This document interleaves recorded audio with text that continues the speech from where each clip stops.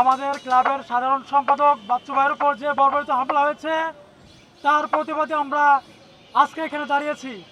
সাংবাদিকরা বিভিন্ন সময়ে বিভিন্নবার হামলার শিকার হয়েছে। সাংবাদিকরা হচ্ছে জাতির বিবেক। ঝড়, রোদ, বৃষ্টি, বোমা, গুলি কোনো কিছুই সাংবাদিকরা ভয় করে না।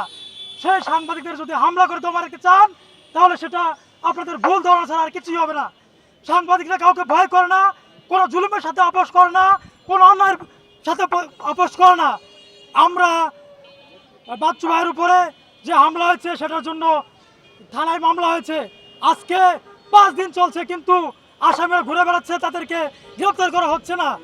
আমরা আইন শৃঙ্খলা বাহিনীকে বলে দিতে চাই, আমাদের এই মামলার আসামিদেরকে ধরে দৃষ্টান্তমূলক শাস্তি দিতে হবে এবং তারা যাতে ভবিষ্যতে কোনো সাংবাদিকদের উপরে এরকমভাবে আর হামলা করার সাহস না দেখায়।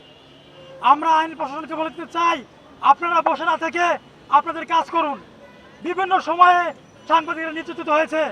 সাংবাদিকগণ সাগরণী থেকে শুরু করে বহু সাংবাদিক মারা গেছে, নির্যাতিত হয়েছে, রক্ত ধরিয়েছে, কিন্তু সেইভাবে তুলনামূলক বিচার হয়নি। সাংবাদিকদের উপরে হামলা হলে কেন বিচার হয় না সেটা আমরা জানতে চাই।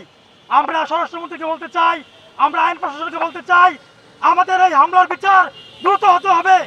আপনারা সব কিছু জানার পরেও, আপনাদের কাছে উন্নত প্রযুক্তি থাকার পরেও আপনারা কেন গ্রেপ্তার করতে ব্যর্থ হচ্ছেন সেটার জবাবদিহি আপনাদেরকে করতে হবে। আমরা অতি দ্রুত এই হামলার দৃষ্টান্তমূলক শাস্তি দাবি করছি এবং আমাদেরকে যাতে আর রাজপথে দাঁড়াতে না হয়, কোনো সাংবাদিক ভাইয়ের উপর যাতে আর হামলা না হয়, কোনো সাংবাদিকের উপরে যাতে আর এরকম নির্যাতন না হয়, এই বলে আমি আমার বক্তব্য শেষ করছি। আসসালামু আলাইকুম।